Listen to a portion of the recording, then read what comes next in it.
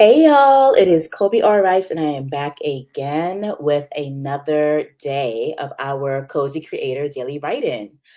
So let me just super quickly just jump around. Give me like 1 minute. I'm just gonna test and make sure the sound and stuff is working on my end. Okay, perfect. And I want to just check on LinkedIn and YouTube. I hope that you guys are doing well. If you guys are with me tonight and you're not feeling too shy, drop a hi in the chat below and maybe tell us what you are working on. Or if you just want to chill and relax and get these writer vibes and just do you privately, feel free to do so. Okay. So for oh, there we go. I'm just testing out all my sound here. Okay, so you guys have noticed that I have been a little like not here for the past 2 days. That was really for no other reason than me like needing a break. And I felt so bad because I'm trying to instill a daily writing habit for you guys, make sure I'm staying on top of my writing and things of that nature. And I really do hope that you guys were writing this entire time and not just waiting on me. But I just needed to like take a step back and rest, to be very honest with you. I was just like tired. I needed to sleep more. I needed to watch some, stupid movies or just like some really cool movies, spend time with my kids, spend time with my family, and just take the weekend to like rejuvenate. Because as you guys know, like I do have a full-time job on top of this. So I'm trying to just maintain a balance. Okay. So, all right, I am super excited because even though I missed the past 2 days, that is okay because I'm going to just double up on the lessons tonight. And I don't really see that anybody is here, and that's okay. We're going to keep going on and keep moving forward. All right, I want to talk today about the 4-act structure. We've done a lot of work over the past, 9 days, like since this started. Um, and I just want to make sure that we are making great progress with our plotting, with our story foundation, story structure, and things of that nature. So let's really just jump right on into it. I'm going to be honest, I haven't prepared official notes for today. That's just how like busy I was during the week, and then that's how unbusy I was during the weekend. But we are going to sort of take some live notes for both Act One and Act 2A. Okay, so first and foremost, let me actually share my screen with you guys so that I'm not just talking into the ether. And I hope that you guys, again, I'm going to acknowledge this all throughout my lessons and things of that nature, especially if you're American, like, and you're dealing with the fallout of last week and our election results. Like, again, please take time to just breathe, meditate, relax, do you, and to rest. And I say that especially to my glorious 92%. If you know, you know. But yeah, let's get into this and let's use this time to reconnect with yourself and with your writing with a little bit of help from Colby. All right, so let's talk about the 4-act structure. In the 4-act structure, we have Act 1, Act 2A, Act 2B, and Act 3. Now, why do we break the story down into those 4 parts? Well, like I explained to you guys last week, when I came to you guys last week, I said that the way that I build out my plots when I have all the other elements down pat is that I build it like it's a cake, right? But unlike bakers, when I build my plot cake, I don't start with the biggest, widest layer, right? I start with the smallest, topmost layer because the smallest unit I think is usually the easiest to conceptualize, right? So for us in this particular way of learning how to plot, our smallest unit, after we've done the character design, the character history, the world building, we've brainstormed our idea, we've thought about the external and internal conflicts, et cetera, et cetera. After we've done all of that work, we are now firmly in a position to start our smallest layer, which is the log line, right? So we worked on the log line a few days ago. And then the next layer after that, the slightly bigger layer under the log line, is going to be the beginning, the middle, and the end. And actually, let's do a little bit of review, just so that we are 1,000% on the same page, because it has been a few days. Just to remind you, the beginning, middle, end is sort of structured in this way. In the beginning of a story, actually, rewind. When you are trying to lay out the overall plot of your story for the beginning, middle, end section, the stage, that stage of your plot development, you want to try to be as general as possible so that you're not stressed out about knowing all the details of your story. But I did give you guys some guiding principles, some guiding plot points, or some guiding bullet points, so to speak, right? To just give you an idea and a direction as to what should be involved in each part of the beginning, middle, end structure. So we talked about in the beginning, especially for sci-fi writers, the first thing you need to do is just write out a couple of sentences that introduce the world and the context, right? In the books of Ezekiel, the world is like a future dystopian, post-apocalyptic kind of world in healing, but like alchemy and magic have taken over. And the context is that there are two orders that emerge: the alchemic order and the civic order. The civic order is smaller, weaker, but is resisting colonization essentially, by the alchemic order, which is basically the source and the owners and the pioneers of the art of alchemy, and they are busy trying to like affirm or reconfirm their hold on the world, and they're trying to conquer the civic order, right?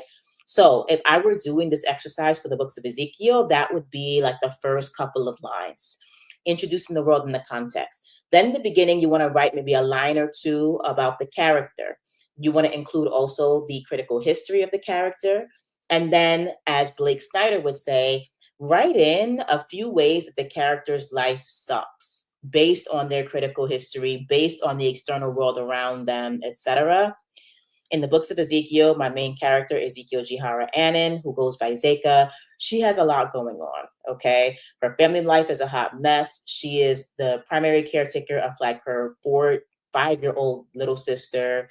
Her parents like are trying their best, but there's like friction there. There's a lot of poverty. There's a terrorist organization that's kind of like not making life easier for the civilians, but they're fighting back against the alchemic order, and the alchemic order is doing a lot of things in the community that are very oppressive and very just like making just life just suck. If you were to see my list of things that suck in Zeka's world, like it's a long list. All right.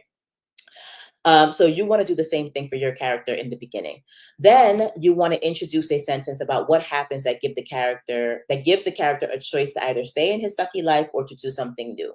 All right. That's the beginning. You can write maybe like 1, 2, 3, 4, 5, like a 6 to 8 sentence summary, right? Just very general summary that includes all these points.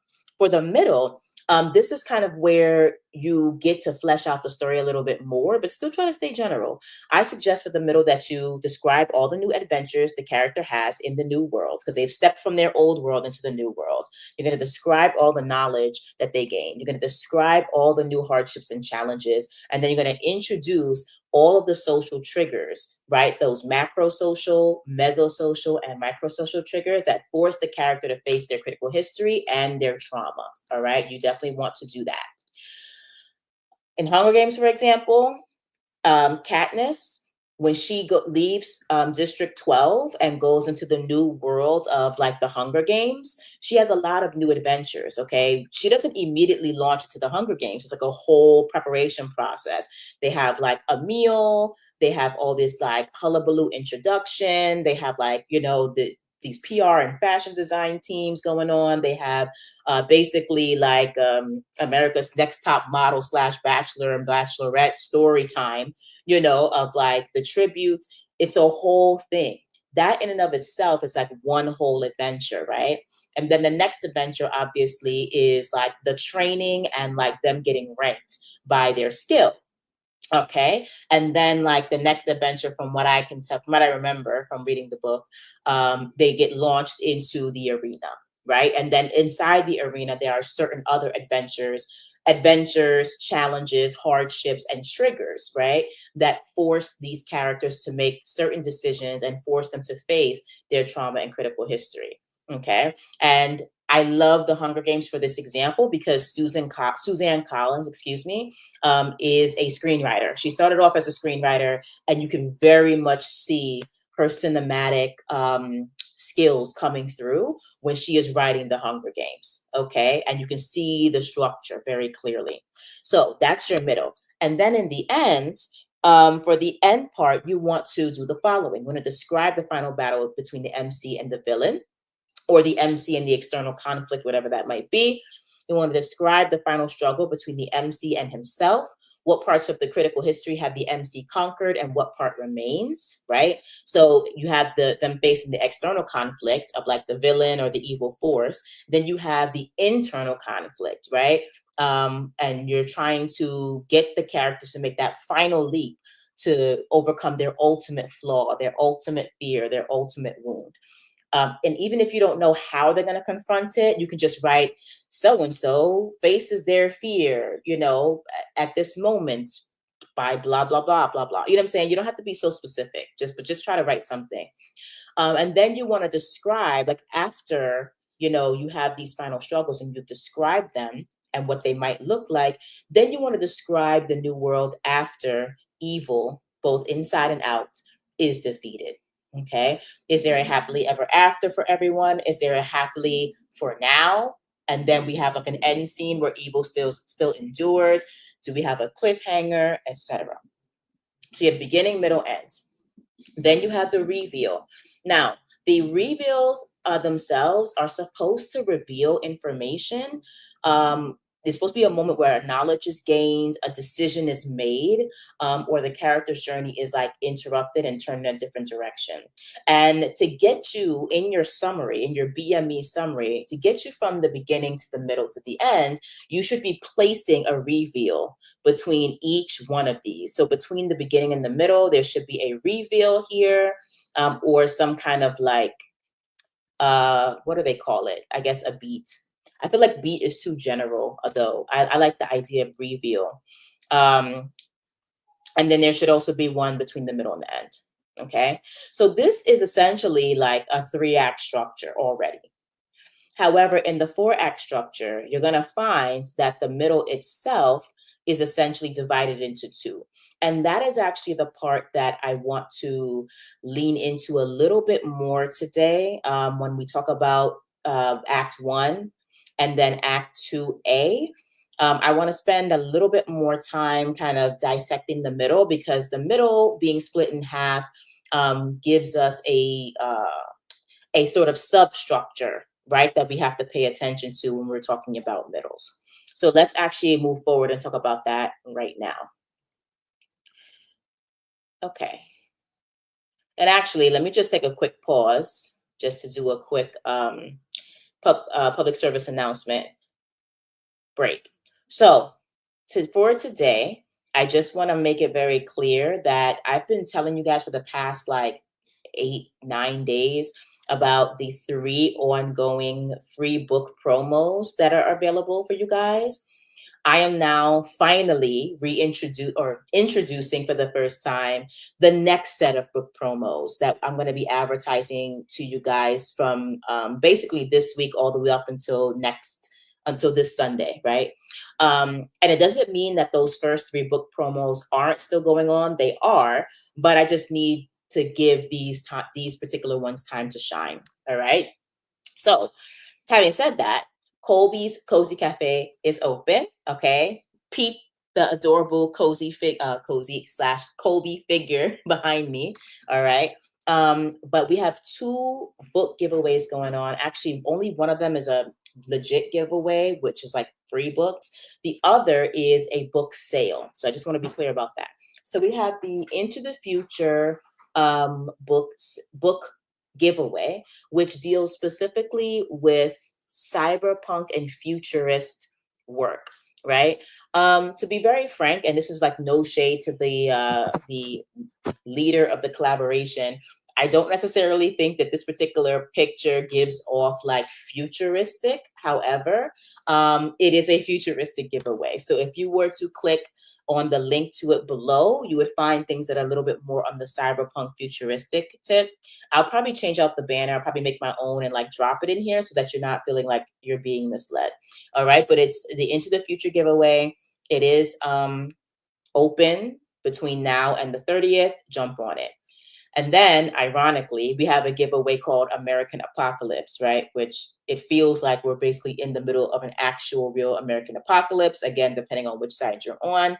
And this is not, I did not present it today on purpose. It was just a total coincidence.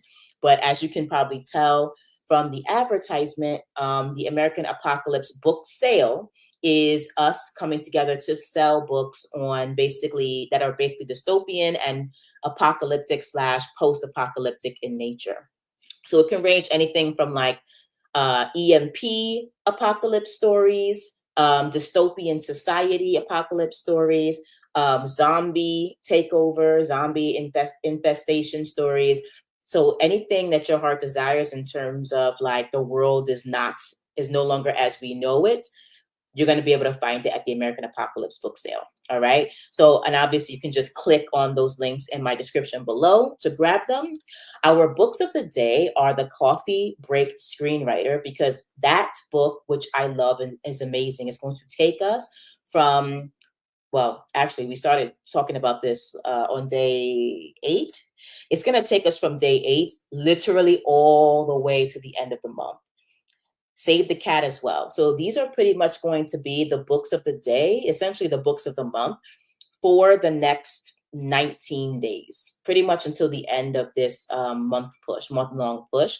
And I do highly recommend that you do grab these for your own edification, but also because I will be directly referencing these works and like terminologies and things from these works throughout like my online training, so to speak. Okay. And then, of course, as per usual, we have our delightful Manga Madness giveaway and our cozy creator giveaway still open and still giving many more chances for you to win. I did officially add more ways to add more entries. So if you've gone and you've done everything you can do to get as many entries as possible, great. There are now 2 more ways to add at least 100 more entries to your original entry and to give you a higher chance of winning. So navigate back to either one of these links below and click, click, click so that you can actually get more entries onto your into your bucket. Okay, let's go back. Alrighty. And actually, I'm going to minimize this because I do need to add another. Yeah, I do need to add another slide. Okay. All right, team. So this is what we're going to do. I want to talk more about, I actually want these together. Let me build this slide for a second, y'all.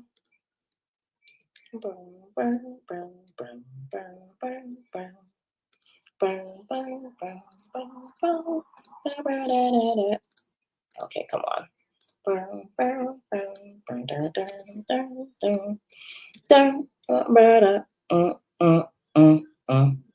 Okay.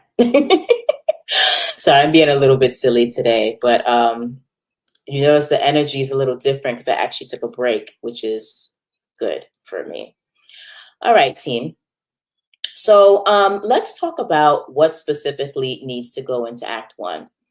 To be really honest, I'm not going to really give you more information about Act 1 because I feel like I've given you enough to work with from the beginning slide. Okay. So I'm actually just going to, and like, let me kind of slow my roll a little bit.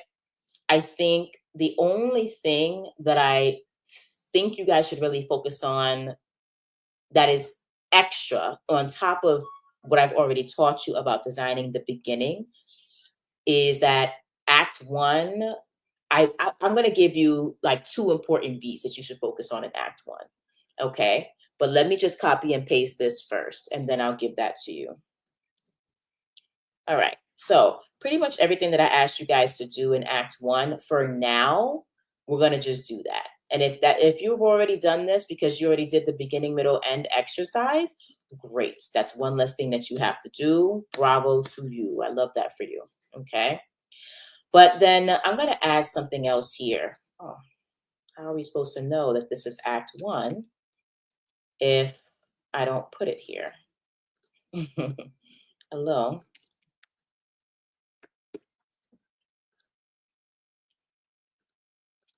Pause, guys.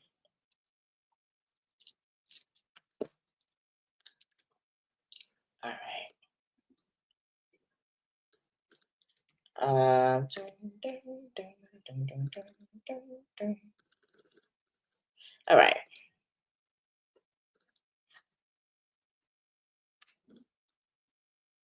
So when you're putting together Act One, you're going to essentially, if you did a great job on like the beginning, middle, end activity, there's not much else to do except I want you to add in two super important moments. I'm going to put moments to add. And this is actually us. Oh, crap. This is actually us getting a little bit ahead of ourselves and cheating a little bit, not in a bad way. Because, like, again, your process as a writer is your process. I'm not here to judge or gatekeep or whatever. But we're getting a little bit ahead of ourselves because we're going to talk more about these moments to add when we talk about the 8 plot points or the 7 plot points. It's either 7 or 8 that I think are really important for you to nail down before you can really understand where your story is going. But we're not going to talk about them as plot points now. We're just going to talk about them as moments. And these are the moments that I think you should add. Or to develop, let's put, because we already have one of those moments here. One, the inciting incidents. All right, so that's one moment. The temptation, the, how do you say? I'm going to put rejection, the devil. Am I doing too much? Do I want to do a devil in the doorway moment?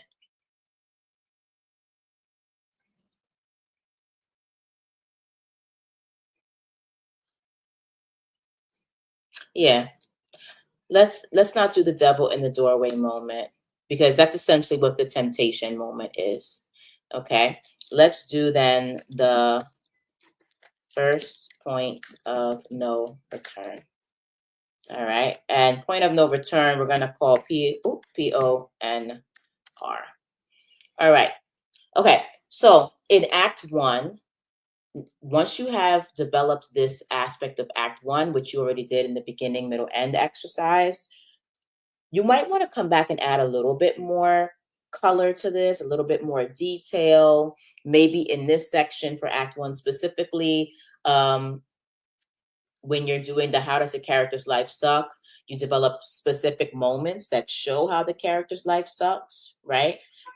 In particular, for the critical history, you're going to have 7 different aspects of the character that the character needs to work on. This might be a great opportunity to pick 6 or 7 different moments or instances where we can really see the critical history and the suckiness of the character's life manifest on the page or in the script or whatever. Okay.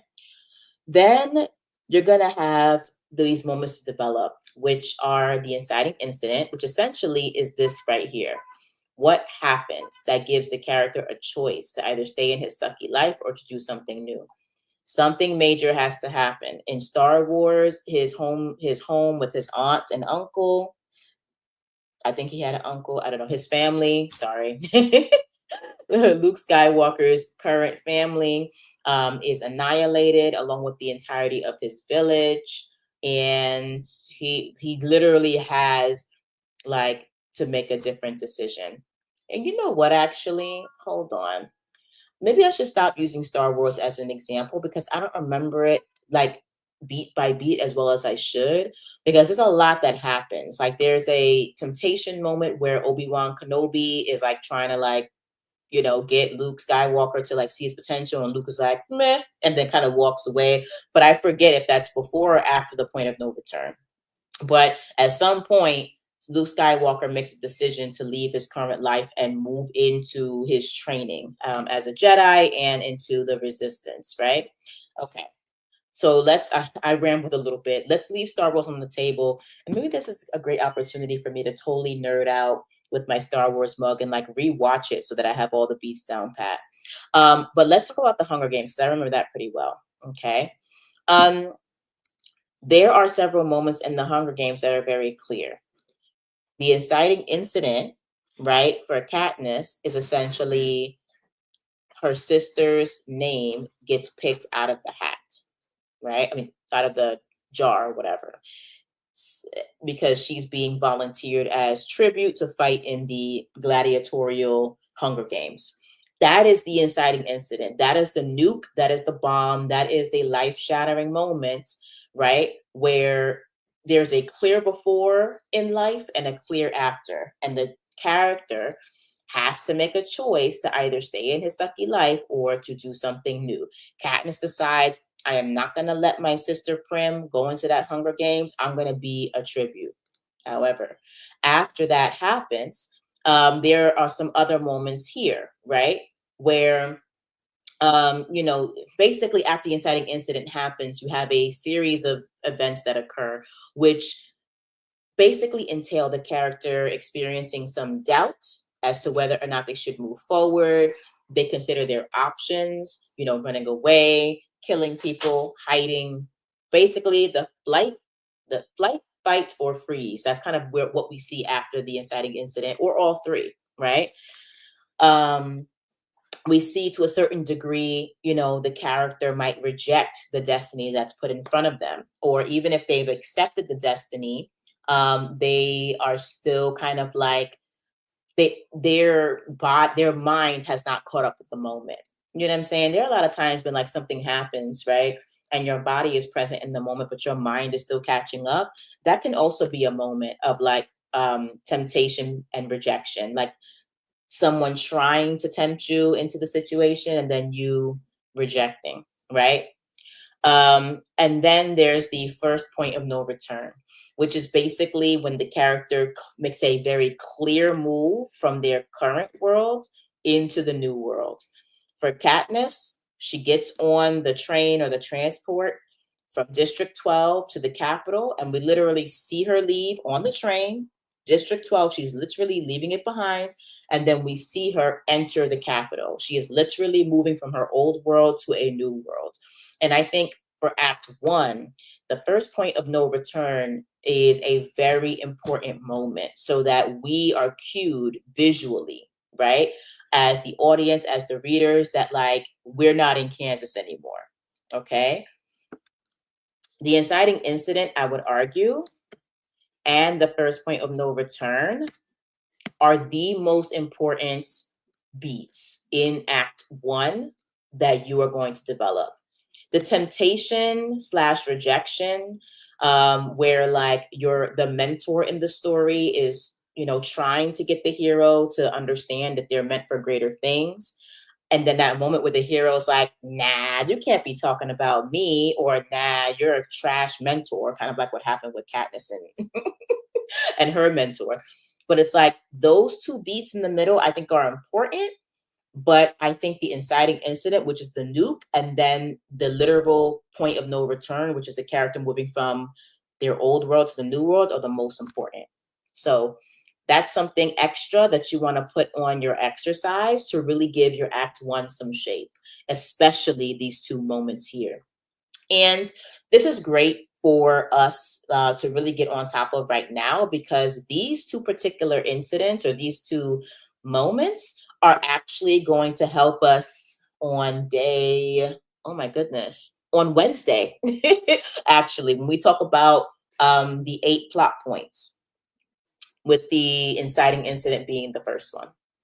Okay. All right. So that's Act One. Let's talk about Act 2A. And let me actually duplicate this here. And in talking about Act 2A, I'm going to actually bring up Pilar Alessandra and her amazing The Coffee Break screenwriter book. Because when she breaks down the four act structure, and let me quote her. I have to I don't want to make it as though I made this up. She made this up. I didn't make it up. She calls Act 1 the trauma, right? Which is referring to the inciting incident as a trauma, but also the critical history, the sucky life, all those things. That is like the trauma and crappy, current world, right? So she labels Act 1 as the trauma. Then she labels Act 2A as the training. All right. And it's all T's. I won't tell you what she names Act 2B and Act 3 yet. That's for tomorrow. Okay. But when we get to breaking down our middle into two separate parts, Pilar Alessandra talks about the first part of the middle, Act 2A, it being the training. And if we go back to the middle, right, I talk about all of these different things that the character experiences. And let me actually add these here so that we're not just looking into the ether. All right. So when the characters get thrust into the new world, it's not always like that they get thrust directly into the final battle, right? That's very rarely do we see that. I mean, I don't even know unless it's like a flash forward moment, and you know what I'm saying. But usually, there's a little bit of reprieve. There's a little bit of a this is what the new world is about. There's a little bit of a let's get to know what this new world is. Let's explore the world, right? And this is also what Blake Snyder calls what does he call this? The promise of the premise, I believe he says, right? This is where your character is doing like all the fun, cool, or mysterious or dangerous stuff that was advertised on the movie poster, right? So let me just look at here. I'm just going to take these out.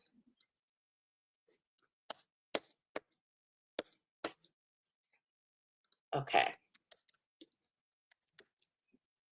And I'm going to add this in, introduce I'm going to say the mentor/love story and their importance. Okay. So this is where, and you notice I edited this list. You're going to talk about all the new adventures, the cool adventures that the characters having in their new world. You're going to introduce, I'm going to put here, not all, but some social triggers that force the character to, I'm not even going to say face their critical history because they're not really facing themselves so much, right? They're going to acknowledge their critical history. Like they'll have an opportunity to look at who they are, but they're not anywhere near trying to address those issues, right? So, for example, I don't want to just keep talking in generalities. Let's talk about the Hunger Games. Katniss goes. Not only is she, just FYI, not only is she moving from District 12 to the capital, probably for the last time as far as she's concerned, but don't forget that she also is partnered up with a boy from District 12 because they choose a girl and a boy from each district named Peta, right?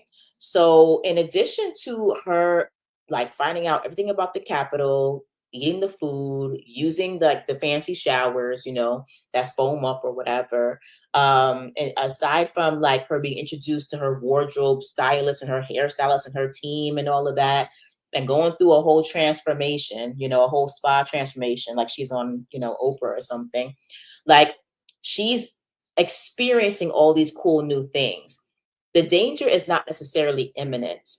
And also, as I mentioned here, we are introduced a little bit more to both the mentor and the love story, as well as their importance. Now, the mentorship hasn't quite gotten its sea legs, and neither has the love story. But there are moments of character development between the main character and the mentor, and the main character and the love story, if there is one. All right. But there usually is some kind of subplot or, secondary character that is there to guide the main character, to challenge the main character, or just to straight up like change or train the main character. Okay. And as I mentioned to you before, in this particular, oh, sorry, as I mentioned before, in this particular situation, you're going to introduce some social triggers that are going to force the character to acknowledge a little bit of their trauma, but they're not going to face it. So, in this particular training portion of the Hunger Games, for example, like PETA is trying to make connection with Katniss and she's not having it. Like she's very cold, she's very distant, she's very like, we're gonna die anyway. Like, very much like I'm not trying to get attached in any way. Because he's not really like trying to mac on her at this point. Like he really is just trying to develop a friendship. And she's like, sorry, like we're gonna die. What's the point? And I'm here to like try to survive. And then her mentor, he has his own set of issues, right? We love to see it. Actually, I forget the mentor's name. I forget. I know he was played by Woody Harrelson, but he has his own issues. He's like an alcoholic. You know what I'm saying? Like just a hot mess. And so she has her own perspective on her mentor and whether or not he is even equipped. Haymitch, that's his name. She doesn't even know if he is even equipped to train her, much less try to get her through these Hunger Games at all. So all of this takes place in the first half of the middle because we're exploring all this new world, and not just the external new world of the Capitol and the ceremonial aspects of the Hunger Games, but also the new world of Katniss getting to know these two individuals who are going to become like her main team, throughout the rest of the trilogy. So when you're developing your Act 2A, you want to focus on you want to look at the aspects of like the new adventures where they're kind of training and getting to know things and experiencing new things. But the danger, like I said before, is not quite imminent. It's in the background. It's going to happen. Things are going to like, remind them that they're not in Kansas anymore. But there's no one coming after them yet. You see this also in the Matrix, right? They're like the clear first point of no return in the Matrix from that connect the beginning to the middle is the red pill, blue pill, right? So Neo takes the appropriate pill and the red pill, and then he literally leaves the Matrix and goes into the real world, right? And when he's in the real world, a lot of that experience is actually just him getting to know the rules of the real world, what's going on, the history of the real world, what actually happened in the fight between humans and the robots. He gets a tour of the ship. He meets the entire crew. He finds out what the dangers of the real world are as opposed to the dangers of the Matrix. He actually has a training session with Morpheus, which is really cool. He goes into several training type programs, fails them a lot because he's still learning how to separate his mind from the Matrix, essentially. Like he's still learning that the Matrix is not real, that this is the real world, and what he knew as real, actually wasn't. This is also the point at which like he gets introduced to Trinity. Well, she got introduced to him earlier on, but this is like the time wherein like they actually get to know each other a little bit better. And the same with Morpheus, right? So I just want to let you guys know that just because the Act 2A focuses specifically on the mentorship and the love story, like it kind of goes a little bit harder on the mentorship and love story, it doesn't necessarily mean that this is the first time we're meeting the mentor or meeting the love interest.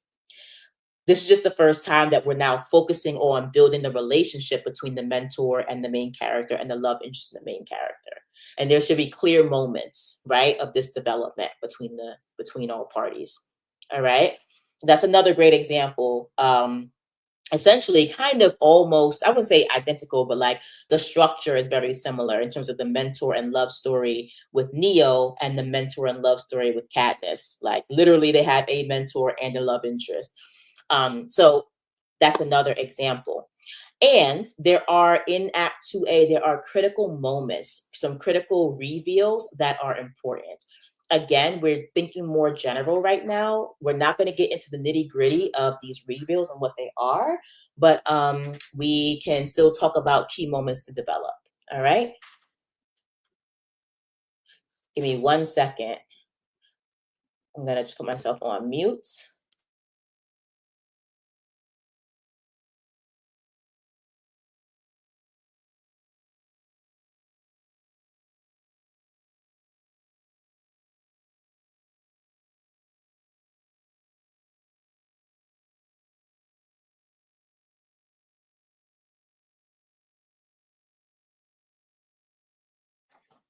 All right. Sorry, the little one just popped in. I'm like, can you ask your question? Okay. So, all right. So there are some key moments that we're going to develop here. And those key moments, I'll say, are the raising stakes. Let's choose like 3 key ones. All right. Let's do an information reveal.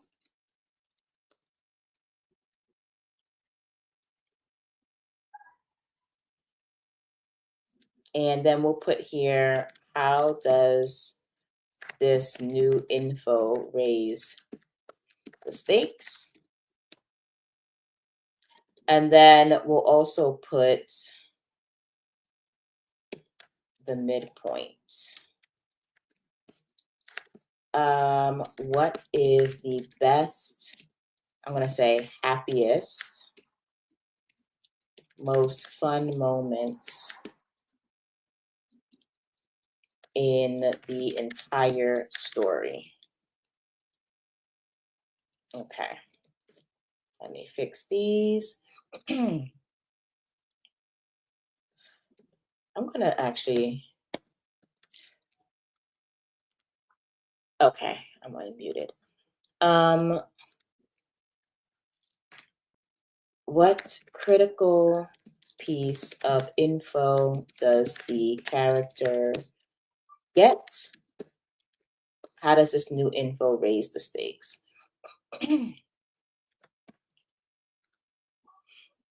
All right, y'all. Okay, so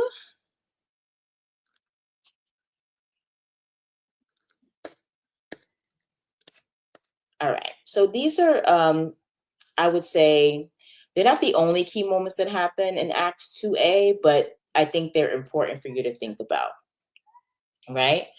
In the training, again, the danger is not quite in the character space yet, but at the minimum, 2 very important moments occur. Number 1, there is a major information reveal, right? And that information has to raise the stakes or the imminent danger for the character, right? So, what critical info does the character get during Act 2A, and how does this new info raise the stakes, right? In Star Wars, in Act 2A, the critical information that Luke gets is that he's a Jedi. He needs to train as a Jedi, or the Sith is going to destroy the universe, as far as I remember. Okay. And he learns about the Order of the Jedi. I don't remember what the midpoint is, so I'm not going to try to, go with that. For the Hunger Games, I wouldn't say that this is the only critical information reveal, but it's pretty major, and that's dependent on how Katniss does during the training and during the exhibition of her skills. That is going to determine, like, the score that she receives from the panel of judges is going to determine how much support she gets from sponsors in the arena. And this support from sponsors is going to really help the characters either live or die, right? So there's a lot of pressure around the performance of each of these district tributes in front of this panel before they even step into the Hunger Games. They get ranked pretty, based on their skills, or based on, sometimes, and the skill is not always even obvious, for Rue, who we love and we stand for life, she got a really high rating, but they found out that basically Rue was very good at climbing and hiding. And the panel pretty much just was like, well, that's going to actually be really great for her, because while she's climbing and hiding, they're going to be killing each other. And so she has a high chance of survival. So she got a high rating. Whereas Katniss also got a really high rating because she's sick with that bow and arrow, and she's vicious. Like, I love that about main female characters. Like the kill instinct is crazy because they have to survive. So at least not all main female characters, but dystopian female characters tend to be very vicious, and I I really appreciate that. Ezekiel Jahara Annan is super vicious, and I love that. I love that for her. But that is a critical information reveal. It raises the stakes because there are other folks who are getting higher scores than Katniss or lower scores. And that communicates to Katniss who are the most competitive tributes, especially if they're like big and bulky. I think from like District 2 or whatever, you know, the ones that are kind of sucking up to the Capitol or what have you. And that is going to determine her fate, you know. And then let's talk about the Matrix when we talk about the information reveal. And then we're going to talk about the midpoint because I've been kind of glossing over that. Neo gets actually a couple of information reveals in Act 2A. Number one, in his training simulation, he said that Morpheus tells him if the mind dies, the body dies. So if you get killed in the Matrix, you die in real life. Major information reveal. Even though the Matrix is not real, it's real enough to the mind where it'll shut you down. Okay. It raises the stakes because Neo knows that even though he can bend the Matrix, or potentially bend it because he can't do it now, he can bend the Matrix, he cannot escape the consequences of being killed inside the Matrix. Well, technically, they changed the rules toward the end toward the ends of the movie, but whatever. But for most of the movie, the logic maintains, right? Another information reveal is that in the real world, so that's a danger inside of the Matrix. Another information reveal is about the danger in the real world, right? In the real world, the humans are not safe. The robots have what are called squiddies. It look like, you know, squids, like metal squids that roam around or swim around rather and look for humans to destroy and kill, like escaped humans or humans that are born out in the real world. They realize that humans walking around unchecked and unplugged from the matrix are dangerous to the robot's existence. So they're sending out kill squads. And the squiddies, there's very little that the humans can do against the squiddies except use EMP. And they also cannot, they don't really have like, they have weaponry, they have like military bullets and, you know, lasers and stuff like that. But like, there are a lot of squiddies and it's just really hard to escape a squiddy. Usually if a squiddy spots you and you can't escape, you're like done off, right? So when they're turning the EMP, you know, the EMP also will turn off all electromagnetic pulses, which means if you're in the matrix, when that joint goes off, you're also dead because you're automatically disconnected from the matrix and you die. So all like these things are revealed. And of course, because the Matrix is brilliant and because this is good screenwriting, every critical piece of information that is revealed not only is raising the stakes and basically making life versus death more, you know, critical, but will also come back in the end when we're kind of racing against time and we're fighting the villain. It's all going to come back in the end to essentially uh, basically be adversaries for the character to fight against or to get around all at once, right? So those are the information reveals and how they raise the stakes. The midpoint for the Matrix, where things are like the happiest, the nicest, or what have you, is really when Neo goes with the rest of the crew to go see the Oracle, right? And this is sort of where Neo is supposed to get. Everybody goes to the Oracle, every single person goes, and they find out from the Oracle like what their purpose is in this whole fight, right?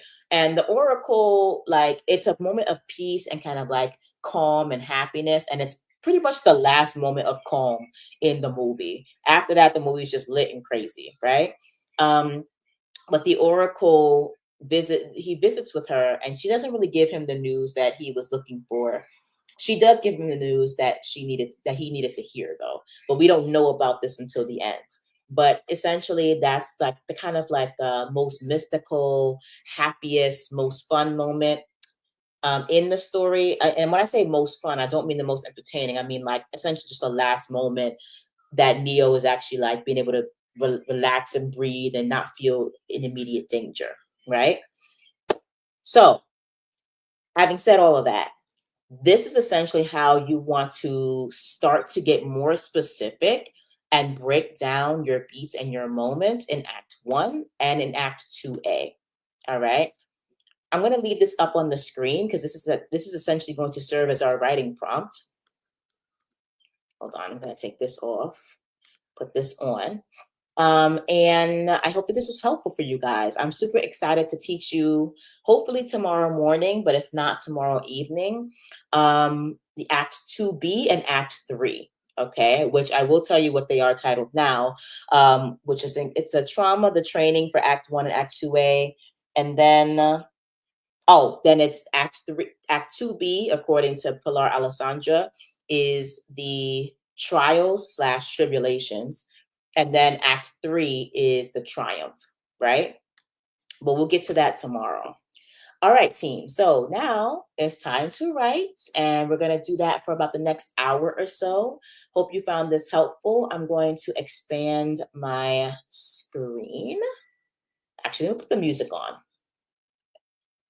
and we'll get this popping.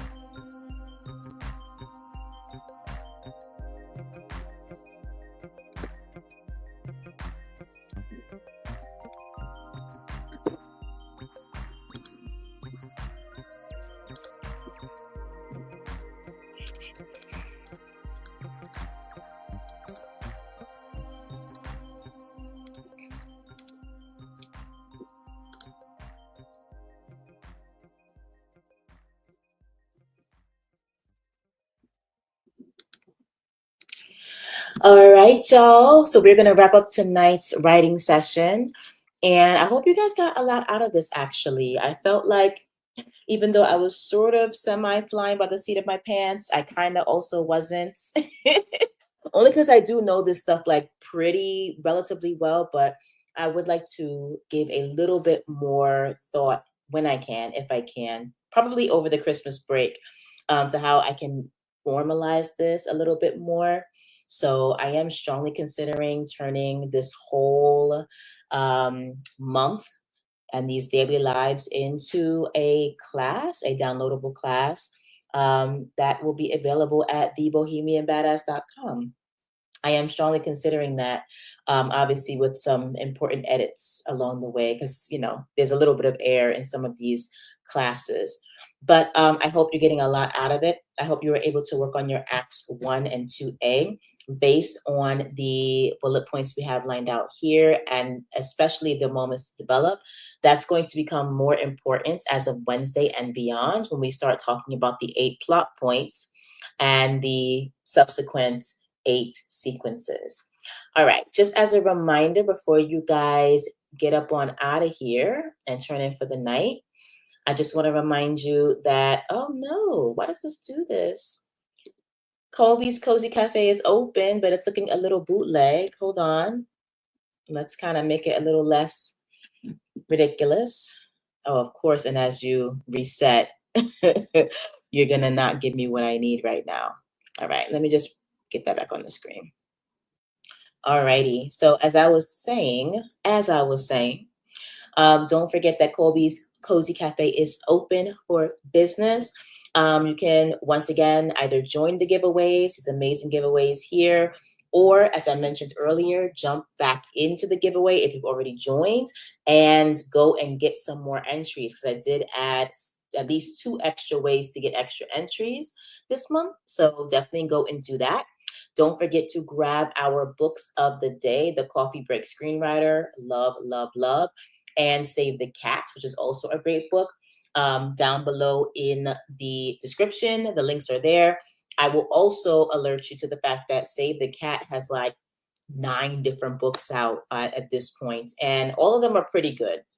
Obviously, there are folks who are continuing on the franchise, even in Blake Snyder's passing. So, buyer beware, I guess I will say. Results may vary, but for the most part, the series is pretty darn good, especially the first 3 novels, or not novels, the first 3 books, which were written by Blake Snyder. And then, of course, I want to remind you that we have the Into the Future free book fair, free book download between now and the 30th. So go and click on that link below to grab it. And then we have the American Apocalypse book sale, which is really exciting. And as an FYI, the first 3 books in my Books of Ezekiel series are bundled into like one big old fat juicy bundle, and it's available for a very modest $4.99 through that book sale. So please go and check it out and feast, feast, feast. All right, have a wonderful night. I hope you guys are able to get a lot of writing done, and we will see each other again either tomorrow morning, which I'm going to aim for, or tomorrow evening. All right, have a great night. Happy writing. Stay creative and keep coming back. Have a great night. Bye.